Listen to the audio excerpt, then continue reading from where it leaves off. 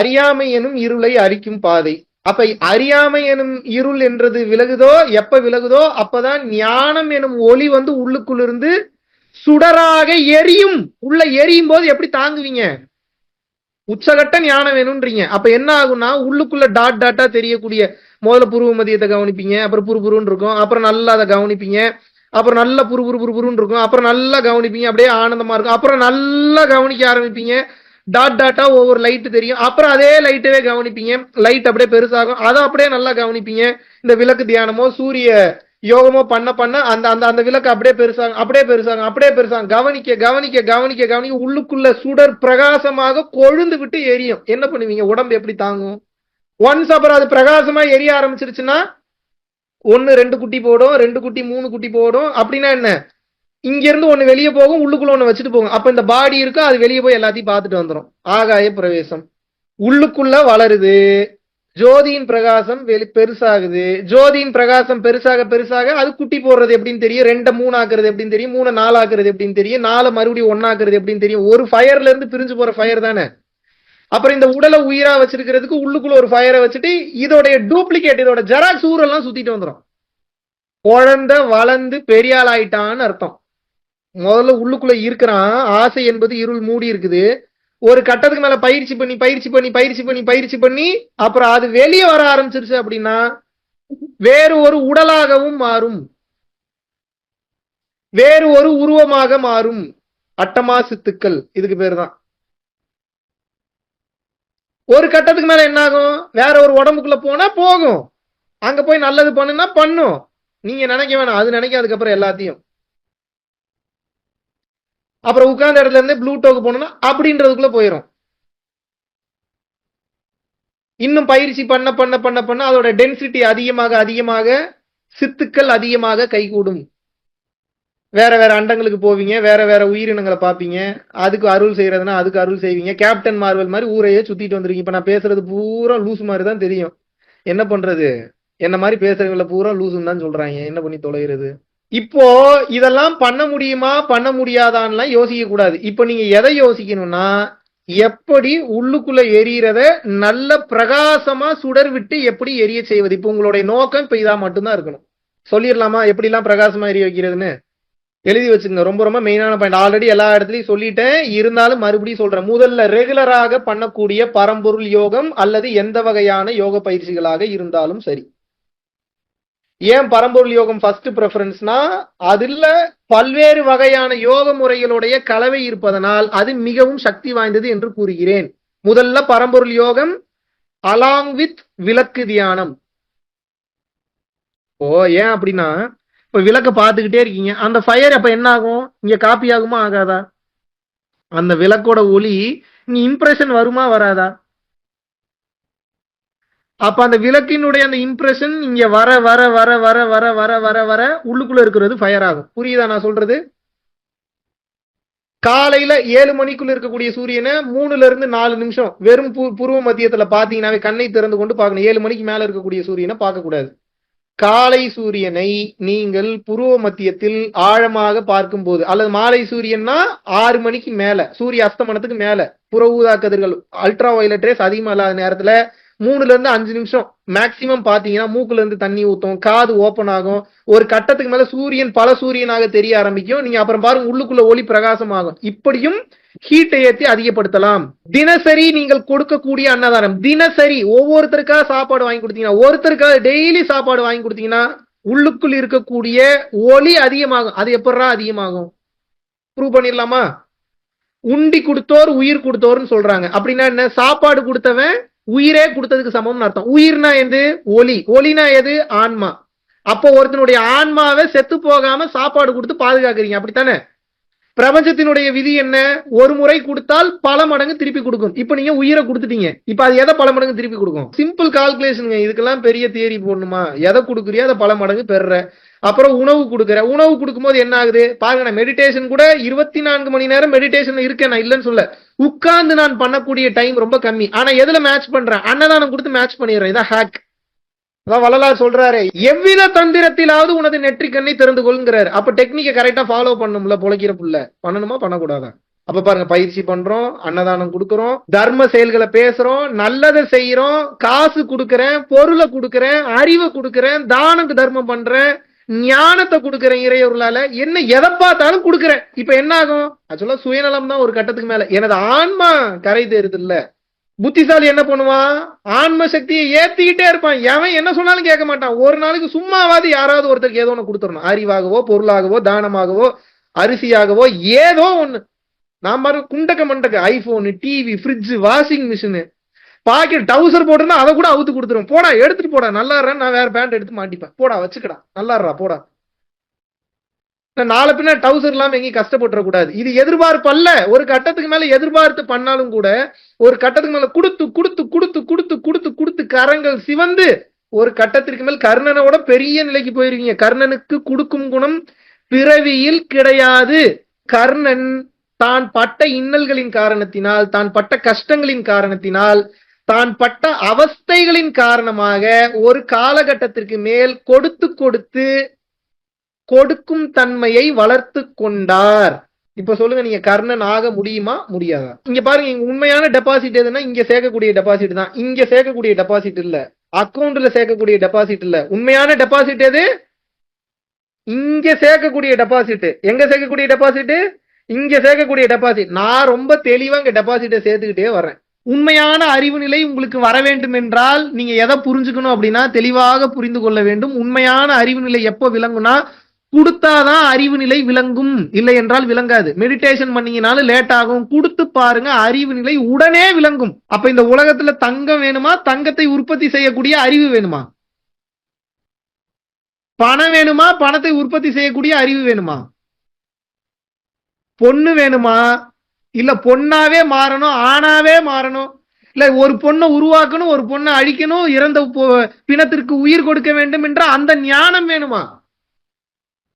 இப்ப உங்க அறிவு இப்ப இவ்வளவுதான் கால்குலேட் பண்ணும். பகுத்தறிவுன்னு பேசிட்டு இவ்வளவுதான் கால்குலேட் பண்ணும். அருட்பெருஞ்சோதி ஆண்டவர் என்ன சொல்றாரு? நல்லா கவனிக்கணும் வார்த்தையை. அருட்பெரும் ஜோதியை எவன் ஒருவன் தனது புருவ மத்தியத்திற்குள் கண்டுவிட்டானோ, செத்த பிணத்தை அவன் எழுப்ப வேண்டாம், அவன் போத்தி இருக்கும் துண்டே எழுப்புங்கிறார். இப்படி எழுப்பியும் காமிச்சிருக்கிறார் வள்ளல் பெருமான்.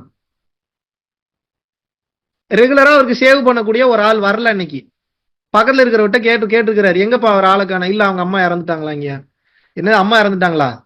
உடனே ஒரு குச்சியை கையில எடுத்துட்டு வா, அவங்க வீடு எங்க இருக்கு காட்டும் அப்படின்ட்டு போறாராம். இப்ப நீங்க கேட்க கூடாது, இவ்வளவு ஞானம் பெற்ற வள்ளலா இருக்கு, அவங்க வீடு எங்க இருக்குன்னு கூடவா தெரியல அப்படின்னு கேட்க கூடாது. அவங்க 24 மணி நேரம் எங்க வீடை காட்டுனா காட்ட போறாரு. இதுக்கு இல்லாம ஞானத்துல வீட்டை கண்டுபிடிச்சு போவாரு அவரு.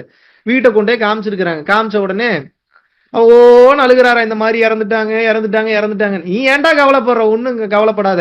அந்த குச்சி எடுத்து ஒரே அடிதான் அடிக்கிறாரு அவங்க அம்மா மேல. ஓங்கி அடிக்கல, லைட்டா அடிக்கிறாரு. இறந்த பிணம் எந்திரிச்சு உட்கார்ந்துருச்சு. ஐயா வணக்கம் ஐயா, நல்லா இருக்கீங்களா சாமின்னு. எப்படி இருக்கு உங்களுக்கு இதை பார்த்தோன்னே? ஷாக் ஆயிட்டாங்க சுத்தி இருந்தவங்க எல்லாம். ஒரு ரூபா காசை வள்ளலார் கையில கொடுத்தீங்கன்னா, கையை மூடி இப்படி எடுத்தாருன்னா அந்த காசு கரைஞ்சு தண்ணியா ஊத்துமா, அவ்வளவு ஹீட் பாடி. வள்ளல் பெருமான் ஏன் தலையில துணி போட்டு மறைச்சிட்டு இருந்தாரு தெரியுமா உங்களுக்கு? இன்னைக்கு நிறைய பேர் அவர் மாதிரி தலையில துணி போட்டுக்கிறாங்க. அவர் எதற்காக போட்டார் என்றால், அவருடைய தலையை ஒரு குழந்தை ஓபன் பண்ணி பார்த்துட்டு சொல்லி இருக்குது, அங்க தலையே இல்லைன்னு இருக்கு அந்த குழந்தை. அப்படின்னா என்ன? ஓப்பன் வெட்ட வெளிங்க. அது எங்க பிரணவ தேகத்தை அடைந்தவர், ஞான ஒளி தேகத்தை அடைந்தவர் எப்ப வேணாலும் எப்படி வேணாலும் உடம்ப மாத்திப்பார். எப்படி அவருக்கு தலை இருக்கு? மூளை இருக்குமா அவருக்கு? வெட்ட வெளி. அது ஓபன் பண்ண பிரபஞ்சம் தெரியுதான் உள்ளுக்குள்ள. லைட் அப்பேற்பட்ட பிரகாசம். அதை மறைப்பதற்கு தான் அப்படி துண்டை போட்டு அப்படி மூடி வச்சிருக்கிறாரு. வள்ளலார் போட்டுக்கிட்ட மாதிரி நம்ம அப்படி வெண்மையான துண்டை இப்ப நம்ம போட்டுக்கிறது மேட்ரு கிடையாது. எப்ப அவர் மாதிரி சுத்த தேகம், பிரணவ தேகம், ஞான ஒளி தேகத்தை அடைவது? அவர் ஒன்னதான் சொல்றாரு, இதை நீ இவ்வளவு தூரம் கஷ்டப்பட்டு இதை சாப்பிடு அதை சாப்பிடு இதெல்லாம் சொல்லல. ஆன்ம உருக்கம், அவ்வளவுதான். எல்லா சித்துக்களும் கைகூடிருங்கிறார். உனது ஆன்மா எப்போது உருக ஆரம்பிக்கிறதோ, நீ மெடிடேஷனே பண்ண தேவையில்ல. ஆன்மா உருக உருக எல்லா சக்திகளும் உனக்கு யாம் கொடுப்போம் என்று அருட்பெரும் ஜோதி ஆண்டவரினால் உபதேசிக்கப்பட்டு வள்ளல் பெருமான் தெளிவாக எழுதுகிறார். ஆன்ம உருக்கம். இப்ப நான் பேசுறது பேய் பிசாசு கதை மாதிரி இருந்தாலும் பல பேர் இதை மறைத்து விட்டார்கள். ஏன்னா இதை பேசினா ப்ரூவ் பண்ணி காட்டும். நான் ஏன் ப்ரூவ் பண்ணி காட்டணும்? வள்ளல் பெருமான் வாழ்ந்து காமிச்சிருக்கிறாரு, சிவானந்த பரமஹம்சர் வாழ்ந்து காமிச்சிருக்கிறாரு. ஒருத்தர் சிவானந்த பரமஹம்சரை கத்தியால குத்த வரான், பாக்குறாரு, அப்படி வந்தவன் அப்படியே நின்னுக்கிட்டான் அரை மணி நேரம். அப்புறம் மறுபடியும் ரிலீஸ் பண்ணி விடுறாரு. மறுபடியும் கோவம் வருது, பெஞ்ச ஓங்கி ஒரு தட்டு தட்டுறாரு. சிவானந்த பரமஹம்சர் தட்டுனதுல மேல இருந்து இடி இடித்து மின்னல் வெட்டுது. அந்த எது மேல? அந்த டேபிள் மேல 2ஆக உடைகிறது. ஓடிட்டாங்க பக்கத்துல இருந்தவங்க எல்லாம். இப்பேற்பட்ட சித்தர் பெருமக்கள் கண்ணெதிரே வாழ்ந்து காமிச்சிட்டு போயிருக்கிறாங்க. இப்ப நான் அதே நிலையை அடைஞ்சிருக்கணும்னு அவசியம் இல்லையா? அந்த நிலையை நோக்கி பயணம் பண்ணிட்டு இருக்கேன்ல. உலகத்தையே மாத்த முடியலனாலும் என்னை நம்பி வரக்கூடிய பல பேருடைய வாழ்க்கையே, இல்ல ஒரு சில பேருடைய வாழ்க்கையே ஆன்மீக ரீதியா, அருளக ரீதியா, பொருளுக ரீதியா மாத்திரனா மாத்தலையா? எப்படி அப்ப என்னால இந்த பாதையை விட முடியும்? தப்பான பாதை. 5 வருஷத்துக்கு முன்னாடி வரைக்கும் இது என்னன்னே தெரியாது. நானும் உங்களை மாதிரி கஷ்டப்பட்டுட்டு இருந்தோம்னா, பயிற்சி பண்றேன், கொடுக்க ஆரம்பிக்கிறேன், அருள்நிலை சேருது, உள்ளுக்குள்ள ஒளி பிரகாசம் ஆக ஆக ஆக ஆக ஒரு கட்டத்துக்கு மேல என்ன ஆகுது? என்னென்னமோ நடக்குது, எனக்கு தெரியாதெல்லாம் நடக்குது. என்கிட்ட ஒரு லேடி வந்து சொன்னாங்க, நீங்க பெரிய ஏமாத்துக்காரன்னு நினைச்சேன். சரிம்மா, நினைச்சிட்டல்லம்மா. ஆமா, அப்புறம் என்ன பண்ணீங்க? நீங்க பெரிய ஃப்ராடுன்னு நினைச்சேன். சரிம்மா, ஃப்ராடுன்னா எடுத்துக்கமா. இப்ப என்னம்மா? இல்ல அன்னைக்கு உட்கார்ந்து அழுத இறைவன்ட்ட, இவர் உண்மையாவே நல்லவரா இருந்தா எனக்கு இன்னைக்கு நீங்க உணர்த்தணும்னு படுத்து தூங்கிட்டேன். நீங்க நேரடியா கனவுல வந்தீங்க, கோவத்தோட வந்து என்னைய பார்த்தா உனக்கு ஃப்ராடு மாதிரி தெரியுதா அப்படின்னு சொல்லி தலையில ஆசீர்வாதம் பண்ணி கோவத்தோட நீங்க தீட்சை கொடுத்துட்டு போனீங்கன்னாங்க. இப்போ 2 நாள் முன்னாடி நான் கேட்ட கதை. இப்ப என் கேள்வி என்னன்னா, எனக்கு அடுத்தவங்க கனவுக்குள்ள எல்லாம் எப்படி போறதுன்னா தெரியாது, சத்தியமா தெரியாது. நான் தூங்கிட்டனாவே எங்க சுத்துவேன்னு எனக்கு தெரியாது. இல்ல எங்க நான் இன்னொருத்தர் கனவுக்குள்ள போறேன். அப்ப யார் அவங்க கனவுக்குள்ள போனதுதான் கேள்வி. என் அறிவு விழிப்பு நிலையில மட்டும்தான் விழிப்பு நிலையில இருக்கும். தூங்கிட்டு இருக்கும் போது எது விழிப்பு நிலையில இருக்கும்? ஆன்மா தான் விழிப்பு நிலையில இருக்கும். அது இங்க கொடுத்து கொடுத்து கொடுத்து கொடுத்து கொடுத்து கொடுத்து நல்லா பவர் ஆயிடுச்சு. அப்புறம் இது கேட்குமா? அதுக்கப்புறம் நான் தூங்குனதுக்கு அப்புறம் கேட்குமா? இது ஏதாவது நான் சொல்றதை கேட்குமா? இதோட வேலையே நல்லது பண்றதுதான். இதோட இது கேட்காதெல்லாம் கேட்கும். என்ன நினைச்சு யார் உருகிறீங்களோ இதுக்கு கேட்கும். என்ன நினைச்சு யாரு ஃபீல் பண்றீங்களோ இதுக்கு கேட்கும். என்ன நினைச்சு யார் ஏதோ ஒண்ணு கேட்கறீங்களோ இது கேட்கும். ஏன் என்ன நினைச்சோன்னே ஒண்ணு நடக்குது? ஒன்னு என் குருநாதருடைய அருள், 2வது தான தர்ம செயல்களினால் இந்த அருட்சக்தி அதிகமாகி ஒரு காலகட்டத்துக்கு மேல என்ன ஆகுதுன்னா, கேட்கிறவனுக்கெல்லாம் போய் அருள் செய்யுது. நான் செய்யறேன்னா இது செய்தா, இதை விட்டுட்டு மத்த வேலையை பாடுறான்னா எப்படி பார்க்க முடியும்? எனக்கு புரியலையே. என்னை பார்த்தா எனக்கு கிறுக்க மாதிரி தெரியுதா? உங்களால பண்ண முடியாத விஷயத்தெல்லாம் இறைவன் வந்து பண்ண வைக்க. இதை லைவ் ப்ரூஃபா காட்டுனா இறைவனுடைய பியூட்டியா நான் காட்ட மாட்டார். அப்படி லைவ் எல்லாம் காட்ட மாட்டார். நம்புறவனுக்கு மட்டும்தான் காட்டார். நான் எதுக்குடா உனக்கு காட்டணுங்கிறாரு. அவர் வேலையே மறைஞ்சு ஒளிஞ்சிருக்கிறது. முடிஞ்சா கண்டுபிடிங்கிறாரு. அப்புறம் முடிஞ்சா கண்டுபிடின்றவர்கிட்ட போயிருந்து என்னை காட்டு என்னை காட்டு எனக்கு ப்ரூஃப் காட்டு. நான் ஏன்டா உனக்கு ப்ரூஃப் காட்டணும்? கேட்பாங்களா மாட்டாங்களா? நம்புறவனுக்கு தான் இறைவன், நம்பாதவனுக்கு எப்படி இறைவன்? நம்பாதவனு இறைவனுடைய அனுகிரகத்துலதான் செயல்பட்டுக்கிட்டு இருக்கான். இன்னும் அவனுக்கு டைம் வரலன்னு அர்த்தம். இது ரொம்ப பெரிய மேட்ருங்க. இது போச்சுன்னா போய்கிட்டே இருக்கும். ஆனா அது ரொம்ப மாயாஜாலம் மாதிரி போயிடும். அதனாலதான் முதல்ல பயிற்சி செய்யுங்க, பயிற்சி செய்யுங்க, பயிற்சி செய்யுங்க, பயிற்சி செய்யுங்க. நான் இத்தனை டைம் சொல்றதுக்கு காரணம் என்ன? பூரா மேட்ருமே அதுக்குள்ளதான் இருக்கு. முதல்ல வாண்டடா மோட்டரை போட்டு மோட்டரை ஏத்தி பயிற்சி பண்ணி ஃபயர் ஆக்குறீங்க. அப்புறம் தான தர்மம் கொடுத்து ஃபயர் ஆக்குறீங்க. அப்புறம் சூரியனை பார்த்து ஃபயர் ஆக்குறீங்க. அப்புறம் வந்து பாத்தீங்கன்னா விளக்கு தியானம் பண்ணி ஃபயர் ஆக்குறீங்க. இதை கடந்த நிலையில இறைவனுடைய நாமத்தை உச்சரித்து உச்சரித்து ஃபயர் ஆக்குறீங்க. நீம் கரோலி பாபான்னு ஒருத்தர் இருந்தார். தெரியுமா தெரியாதா உங்களுக்கு? மார்க் ஜக்கர்பர்க், ஸ்டீவ் ஜாப்ஸ் எல்லாம் போய் பார்த்த ஒரு மாபெரும் மகான், அனுமாருடைய பக்தர். தெரியுமா உங்களுக்கு? நார்த் இந்தியால இமயமலை போற இடத்துல நைனிதால் அப்படின்னு கூடிய அந்த பகுதியில வந்து இருக்கு.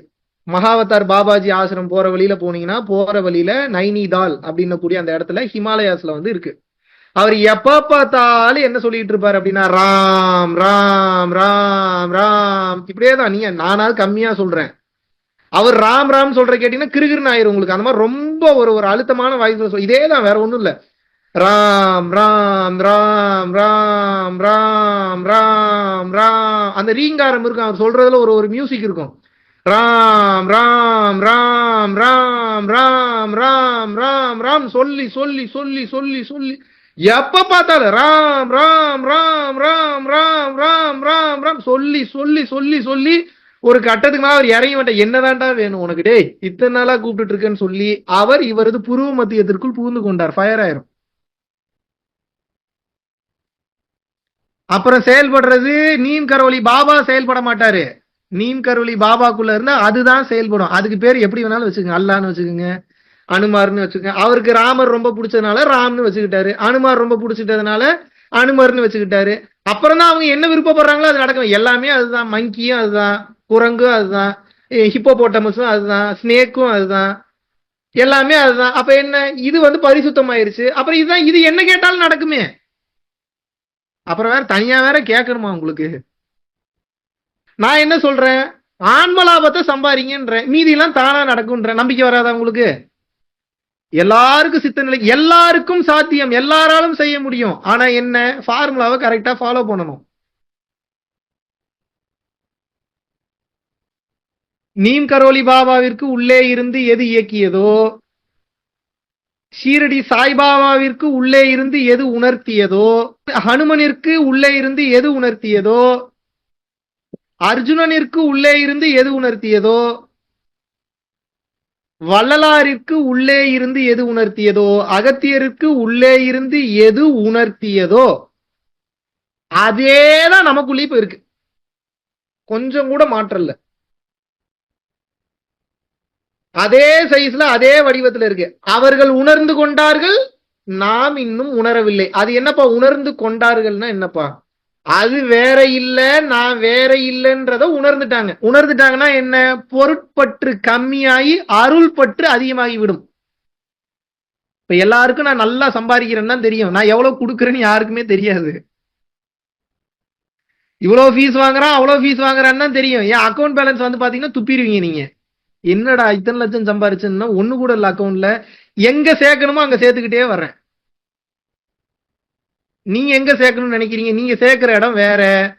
அங்க சேர்த்தீங்கன்னா உடலை விட்டு வெளியே போனோனே அது சேராது, அது பயன்பெறாது. நான் எங்க சேர்க்கிறேன்? கொடுத்து கொடுத்து கொடுத்து கொடுத்து புத்திசாலித்தனமா எங்க சேர்க்கிறேன்? இங்க சேர்க்கிறேன். அப்ப விழுகிற கார்டு பூரா ஜோக்கரா தான் விழுகும். 12 ஜோக்கரா இருந்தா எப்படிங்க கவுக்குறது? 12 ஜோக்கர் வச்சுட்டு 13வது கார்டு ஜோக்கரை கவுத்து போடுங்க. இப்ப என்ன பிரச்சனை? அப்படின்னா என்ன அர்த்தம்? இப்படி நடக்கவே நடக்காது. ஆனால் இறைவன் நினைத்தால் அதுவும் நடக்கும் என்று நான் கூறுகிறேன். 100% நம்பிக்கை, அசைக்க முடியாத நம்பிக்கை. இறைவன் இதை எனக்கு செய்தே தீர்வார் என்று நீங்கள் எப்போது நம்புகின்றீர்களோ அப்போது அந்த அதிசயம் உங்களுக்குள் நிகழும். அதுக்கப்புறம் நீங்க மனுஷனா இருக்க மாட்டீங்க. நடக்கிறது பூரா மிராக்கிள் தாங்க நடக்கும். நம்புங்க. உங்ககிட்ட பொய் சொல்லி எனக்கு என்னங்க நடக்க போகுது? இப்ப என்ன தனி ஃபீஸ் எதுவும் கேட்கறேன் இப்ப இந்த மேட்டர் எல்லாம் பேசுறதுக்கு? எப்போது உங்களுக்குள் இருக்கக்கூடிய ஜோதி பிரகாசமாக சுடர் விட்டு எரிய ஆரம்பிக்கின்றதோ அப்போது நினைத்து பார்க்க முடியாத அதிசயங்களை உங்களால் செய்ய முடியும் செய்ய முடியும் செய்ய முடியும். Trust me. அருள் அனுபவங்கள் வர வரதான் உங்களுக்கு இந்த பாதையில நம்பிக்கையா போகணும்ன்ற அந்த நம்பிக்கையே வரும். பயிற்சி ரெகுலரா பண்ணுங்க, அப்பதான் அருள் அனுபவம் கிடைக்கும். அருள் அனுபவம்னா என்ன? மிராக்கிள்ஸ்னு அர்த்தம். மிராக்கிளை பாத்தீங்கன்னா தான் சாட்சி உங்களுக்கு, ஓ இப்படி எல்லாம் இருக்கு போலன்னு. அந்த சாட்சியை புடிச்சிட்டு தொடர்ச்சியா பயணம் பண்ணுங்க. நீங்கள் மாபெரும் சக்தி மிக்க ஆற்றலாக மாறிவிடுவீர்கள். இதை அனைவரும் மறைத்தார்கள். ஏன்னா இதை தெரிஞ்சுக்கிட்டவன் மேல இருக்கணும், தெரிஞ்சுக்காதவனை தெரிஞ்சுக்கிட்டவன் ரூல் பண்ணணும்.